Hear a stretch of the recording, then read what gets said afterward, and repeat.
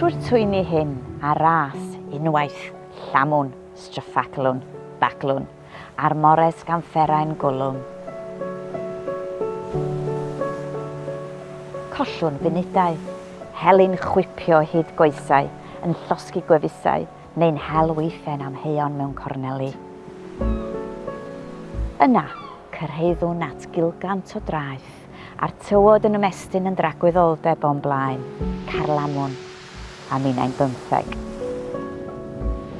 Daeth trai a'r tonau'n bwrw'n ialwch hyd y tywod, foriau byw. Llwyddi, eli hael, tyweli. Yna, dros y twy'n draw i'r traeth eto, daw smotyn pitw bach, bagla, stryffaglas, gwelyntau o grynnau amser yn ymestyn o'i flaen, carlama. A phan ddaw drychefn droi'r llanw tua'r llun, llifa'r blynyddoedd nôl i'r llu. Gan adael, tragwyddoldeb newydd yn ras ar draeth.